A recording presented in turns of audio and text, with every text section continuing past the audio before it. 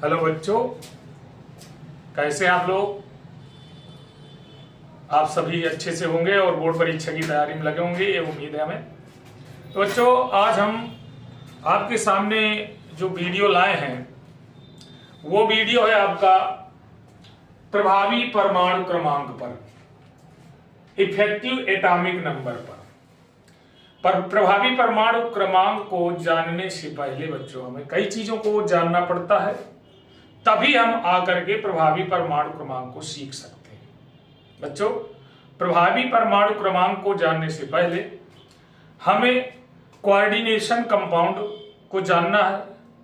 इसके बाद उनमें कौन कौन से पार्ट होते हैं, कौन कौन से भाग होते हैं, यानी उसके आयनन को देखेंगे तो किस प्रकार से आयनित होता है, और इसके अलावा उसका सेंटर एटम कौन सा है। इसके बाद उसकी उपसय संयोजन संख्या क्या है, और इसके साथ साथ हमें यह भी जानना है कि उसके ऑक्सीडेशन नंबर क्या है। तो बच्चों, प्रभावी परमाणु क्रमांक की परिभाषा याद कर लेने से, उदाहरण ले लेने से हमें ज्ञान नहीं हो सकता। हमको अगर इसको अच्छी तरह जानना है तो 3-4 चीजें जो मैंने बताया, तो पहले उनको जाने, इसके बाद प्रभावी परमाणु क्रमांक को जाने, और जब इतनी चीजें हम जान जाएंगे तो इसके साथ साथ हमें कोऑर्डिनेशन कंपाउंड के IUPAC नामकरण करने में बड़ी सहायता मिलती है। तो हम चाहते हैं कि आप लोग इस वीडियो में पहले जो छोटी छोटी चीजें हैं जिनको जानना अति आवश्यक है, नहीं तो कोऑर्डिनेशन कंपाउंड से आने वाले 3-4 नंबर को आप खो देंगे। अगर उनको जानना चाहते हैं, उनको चाहते हैं कि नहीं 4 नंबर हमारा नहीं कटना चाहिए, तो हमें इस वीडियो में अंत तक बने रहना पड़ेगा, क्योंकि ये सस्पेंस भरा वीडियो रहता है। सबका संबंध, आगे का संबंध पीछे से रहता है, पीछे का आगे से, यानी जो चीज हम पढ़ेंगे उनका कोई ना कोई रिलेशन एक दूसरे टॉपिक से जरूर होता है। तो बच्चों, आइए हम सबसे पहले जानते हैं कोऑर्डिनेशन कंपाउंड क्या। तो बच्चों, आपके बोर्ड में कोऑर्डिनेशन कंपाउंड ढेर सारे शो कर रहे होंगे, हमने पहले से ले रखे हैं। ये देखिए, कोबाल्ट NH3 का होयर 6Cl3, Cu NH3 का होयर 4SO4, CO En का ट्वाइस Cl2Cl, K4 FeCN का होयर 4, K3CO C2O4 का होयर थ्राइस, K2SgI4, NaAgCN का होयर ट्वाइस, KPTBr3 NH3, AgNH3 का ट्वाइस, डॉट AgCN का ट्वाइस, और K3AlF6। बच्चों, ये जो हमारे पास 10 टॉप 10 है ना, ये बोर्ड एग्जाम के बिल्कुल जो सीरीज है आपकी 2019 से 2023 के बीच के छांटे हुए सारे पूरे इंपॉर्टेंट आपके कोऑर्डिनेशन कंपाउंड हैं। तो बच्चों, इनका IUPAC नेम जरूर आएगा, और इन्हीं में से कोई आएगा, दूसरा कोई आने वाला नहीं है। तो आप ये ध्यान रखिए, इनको अगर IUPAC आपको सरलता से जानना है तो सबसे पहले हमको प्रभावी परमाणु क्रमांक से भी पहले हमें क्या क्या जानना है। तो पहले देखिए, आप कोऑर्डिनेशन कंपाउंड का हमें ये देखना है कि इसमें इसका स्ट्रक्चर क्या है। जैसे हमने एक कोऑर्डिनेशन कंपाउंड लिया, जैसे लिया K4 FeCN का होयर 6। तो बच्चों, इसमें देखिए आप दो चीजें देखेंगे। इसको अगर आयनित कराया जाए तो यहां पर 4K+ आयन आ जाएगा, प्लस दूसरा आ जाएगा बच्चों FeCN का होयर 6, और जितने प्लस आयन हटे हैं उतने ही 4- आयन आ जाएंगे, 4- आयन। तो देखिए, 2 प्रकार के आयन इसमें आएंगे। पहली बात तो कोऑर्डिनेशन कंपाउंड में 2 प्रकार के आयन होते हैं। पहला आयन होता है, देखिए ये जो कोऑर्डिनेशन कंपाउंड का नाम दिलाता है, ये जो आपका होगा, जो बड़े कोष्टक के अंदर लिखा जाता है, बड़े ब्रैकेट के नीचे लिखा जाता है, वो कहलाता है ये जटिल आयन। जटिल आयन, जटिल आयन। अब बच्चों, ये जो होता है, इसके अलावा कोई भी आयन हो, धन आयन हो, ऋण आयन हो, जैसे कहीं कहीं ये SO4 ऋण आयन भी है, Cl3 माइनस आयन है, तो चाहे प्लस आयन हो चाहे माइनस आयन हो, उनको कहते हैं सह आयन। सह आयन, सह आयन। तो सह आयन को आप समझिए और जटिल आयन को जानिए। जब बच्चों जटिल आयन और सह आयन आपको जानकारी में आ गए हैं तो आगे आप जानते रहिए, बस डटे रहिए। जब तक आप जानेंगे नहीं तब तक कुछ कर नहीं पाएंगे। तो बच्चों, इनमें से जटिल आयन जो होता है उसमें जो धातु रखी रहती है उसको कहते हैं सेंटर एटम, केंद्रीय परमाणु। केंद्रीय परमाणु, ये केंद्रीय परमाणु है बच्चों। इसके साथ जुड़े हुए अन्य परमाणु जो भी हैं, आयन समूह में हो या अकेले हो, उसको हम लिगैंड कहते हैं। क्या कहते हैं बच्चों? लिगैंड। ध्यान रखना अच्छे से, लिगैंड। लिगैंड, लिगैंड कौन सा है? Cyanide ion. ये हम गोला मार दिए, सियन आयन को लिगैंड कहेंगे। ये बच्चों लिगैंड होता है। लिगैंड भी जानिए, सेंटर एटम के साथ जो भी जुड़े होंगे, चाहे जहां देख लीजिए, इसमें देखिए सेंटर एटम कॉपर, ये लिगैंड, इसमें कोबाल्ट, ये लिगैंड, ये कोबाल्ट, ये और ये दोनों लिगैंड, ये सियन, ये भी लिगैंड, ये आपके कोबाल्ट के साथ लिगैंड जुड़ा है, Hg के साथ आई लिगैंड में, Ag के साथ साइनाइड लिगैंड में, Pg के साथ Br3 भी लिगैंड है और NH3 भी लिगैंड। यानी लिगैंड आपको जानकारी में आ गए। बच्चों ध्यान रखना, लिगैंड के बाद हमको क्या जानना है, तभी प्रभावी परमाणु क्रमांक को हम जान सकते हैं। आपके सामने स्क्रीन है, इसको बहुत सरलता से न समझिए। कोऑर्डिनेशन कंपाउंड में गलत होने के चांसेस बहुत होते हैं। जो बच्चे गलती करके सुधार लें वो अच्छे बच्चे माने जाते हैं, और जो कंटिन्यू गलती करते रहे तो वो फिर लापरवाह माने जाते हैं। आप लापरवाही ना करें, जो मैं बता रहा हूं उसको गौर से समझिए, तभी आपको सब कुछ आपके सामने, मैं अभी देखिए क्रमशः निकालता जाऊंगा, आप देखते जाएंगे। यहां पर देखिए हमने देखा, इसको सह आयन के रूप में पार्टीशन दे देते हैं। ये केंद्रीय परमाणु है, ये है सह आयन, सह आयन, ये है केंद्रीय परमाणु,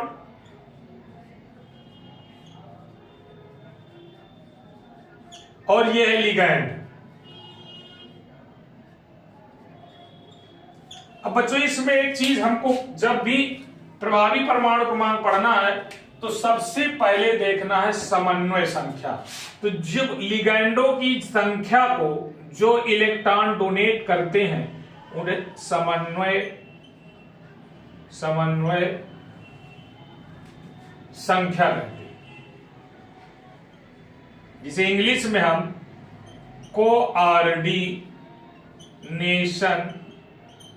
कोऑर्डिनेशन नंबर कह सकते हैं। तो इतनी चीजें हमें जानकारी में होने के बाद अभी एक चीज की और आवश्यकता है, अति आवश्यकता है।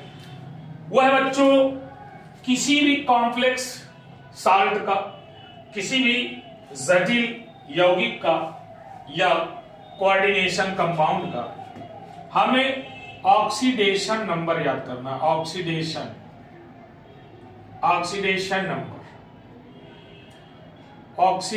नंबर। बच्चों ऑक्सीकरण संख्या कैसे याद करें? ऑक्सीकरण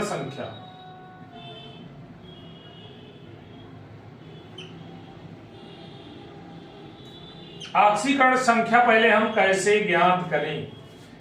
ये मान लीजिए कि हमें अगर आईपीएसी करना है तो ऑक्सीकरण संख्या की जरूरत पड़ेगी।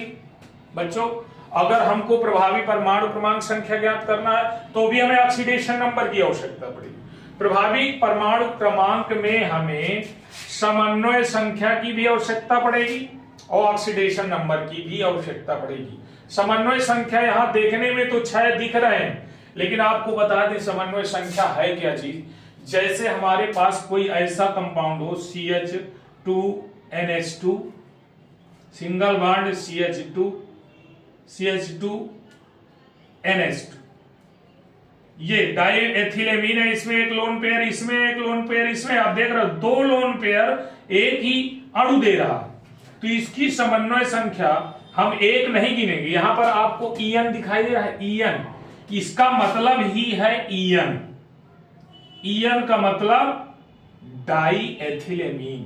तो ये एक समन्वय संख्या, एक अणु में समन्वय संख्या मतलब 2, एक ये लोन पेयर, दूसरा ये लोन पेयर। जितने लोन पेयर कोई अणु दान करता है उन लोन पेयरों की संख्या को ही हम समन्वय संख्या बना देते हैं। और यहां तमाम बच्चे गलती कर जाते हैं, क्योंकि साइनाइड में Cn जो होता है वो एक लोन पेयर ही देता है, एक CN एक लोन पेयर, अर्थात 6 CN 6 लोन पेयर, तो समन्वय संख्या 6 हो जाती है। और यहाँ पर एक अणु 2 लोन पेयर दे रहा है, तो एक अणु की 2 समन्वय संख्या है। यहाँ देख लीजिए 2 इस EN है तो 2 दूना 4 हो जाएगी, और 2 इसकी है तो 6 हो जाएगी।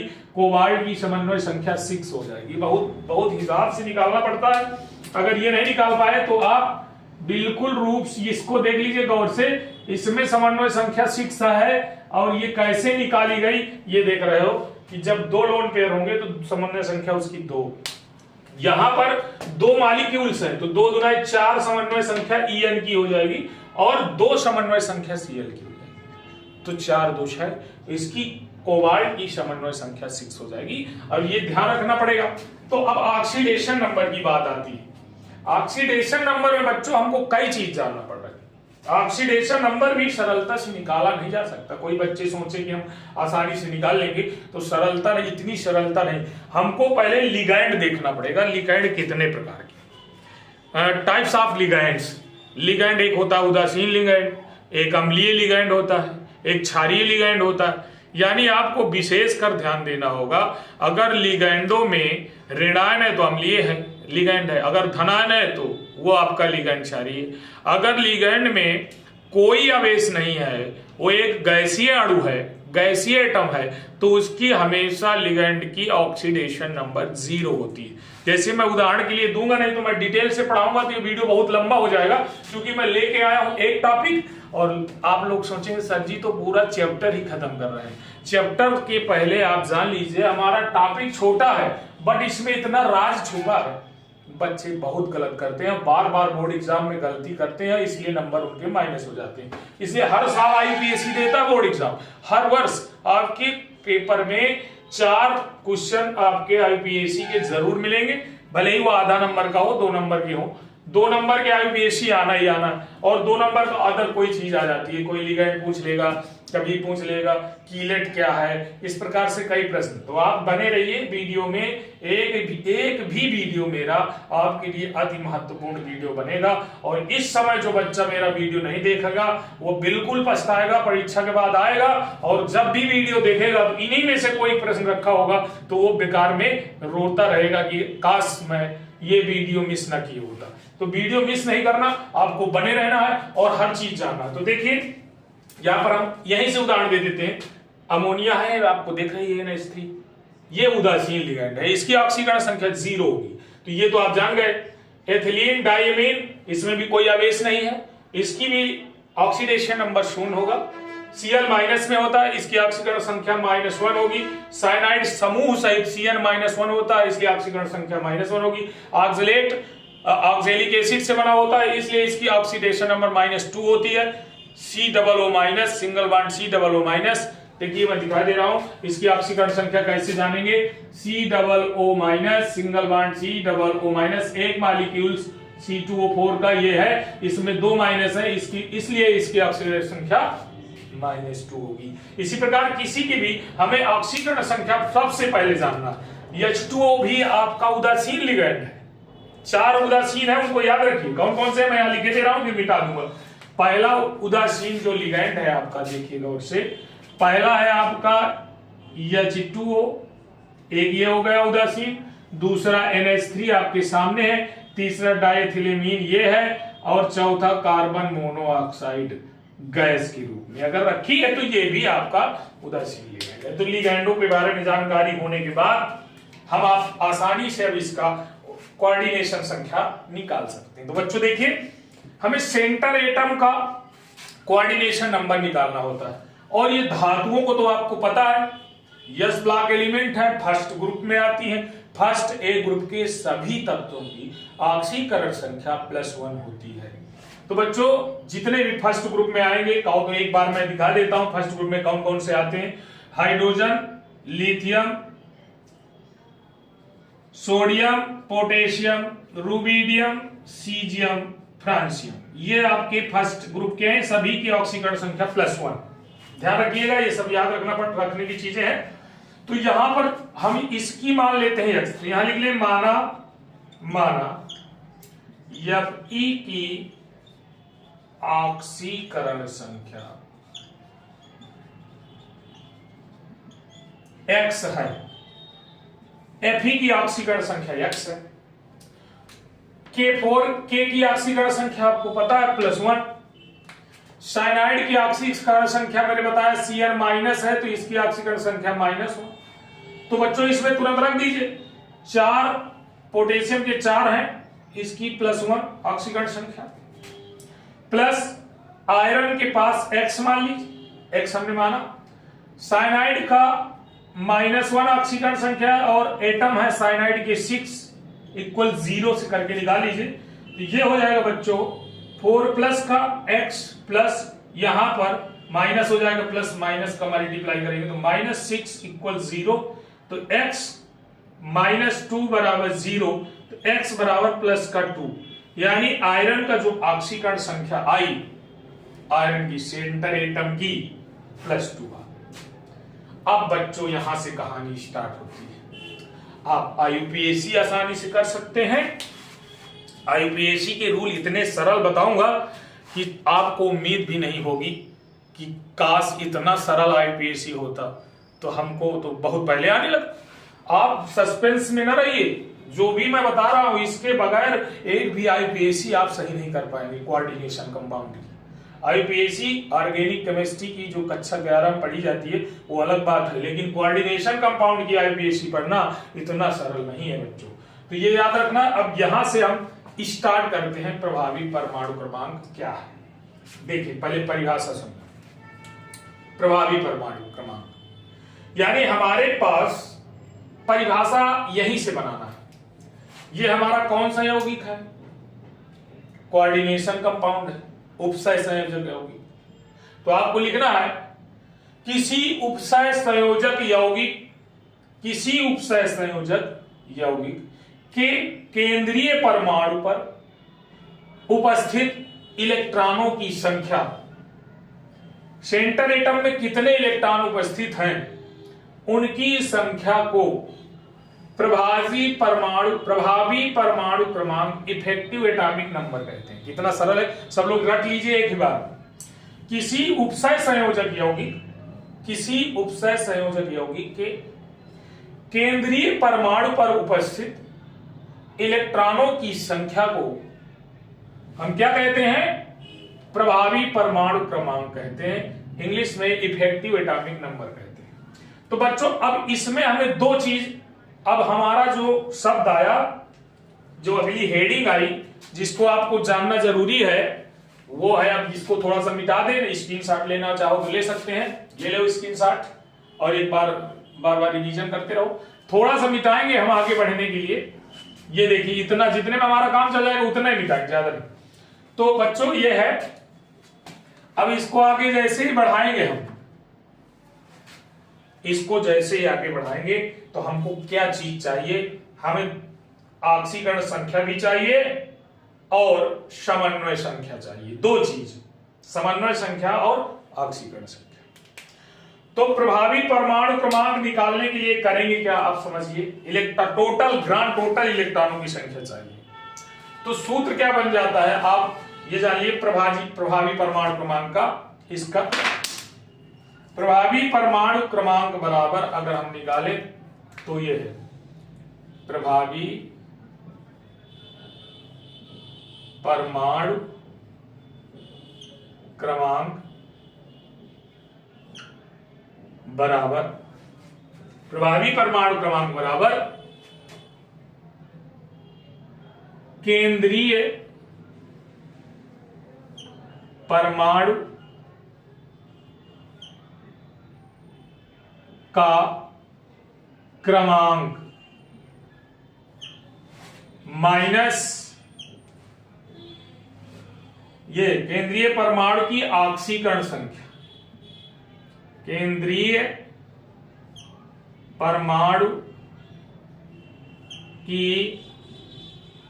ऑक्सीकरण संख्या प्लस, देखिए कितने इलेक्ट्रॉन, कौन सा, एक हमारा जो लिगैंड है 2 इलेक्ट्रॉन देता है, समन्वय संख्या में 6 लिगैंड है तो एक लिगैंड 2 इलेक्ट्रॉन देता है, तो 2 का गुणा हम कर देते हैं समन्वय संख्या से, 2 गुणे समन्वय संख्या, ये आपका फार्मूला बनता है। तो बच्चों इस फार्मूले के थ्रू आप फार्मूला लिख लीजिए। फार्मूला लिखने के बाद हम अब इसके K4Fe6 से हम निकालते हैं एटॉमिक नंबर। देखिए कैसे निकालते हैं, प्रभावी परमाणु क्रमांक हम आपको निकाल रहे हैं।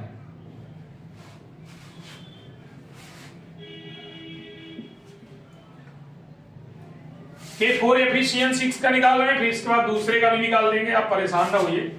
K4Fe6 में सेंटर एटम जो होगा उसी का निकालना है हमको। ये K4Fe का होयर 6, K4Fe का होयर 6। तो बच्चों यहां आपने देखा Fe में धनायनों की संख्या, ऑक्सीकरण संख्या, ऑक्सीडेशन नंबर बराबर 2 थी, प्लस की इसको घटा देना है, और समन्वय संख्या इक्वल 6 थी, तो इसमें 2 का मल्टीप्लाई कर देना है। तो यहां पर आयरन है मिडिल में, आयरन का या इसका पूरे यौगिक का निकाला जाए। K4Fe6 का K4Fe6 का प्रभावी परमाणु क्रमांक निकालना है। तो इक्वल क्या हो जाएगा, आप गौर करिए, केंद्रीय परमाणु का क्रमांक, सेंटर एटम किसका है, सेंटर एटम 26 है, Fe का परमाणु क्रमांक 26 होता है, प्लस इसके बाद आपका माइनस में है, ये माइनस में, प्लस में ये है, तो हम क्या करें, पहले उसी को ही लिख लेते हैं, 2 × 6।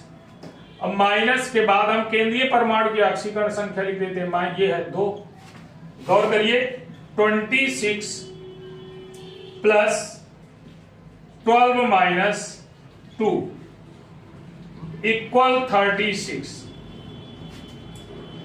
अब बच्चों K4Fe6 का जो प्रभावी परमाणु क्रमांक निकला वो 36 निकला। अब आपको एक चीज और यहां जानकारी, यदि प्रभावी परमाणु क्रमांक का यूज हम कैसे करते हैं, इसका काम क्या है, क्यों हम इसे जानना चाहते हैं, ये भी आपकी बहुत अच्छी चीज है। यदि इसका एटॉमिक नंबर किसी नोबल गैसेस के एटॉमिक नंबर के बराबर है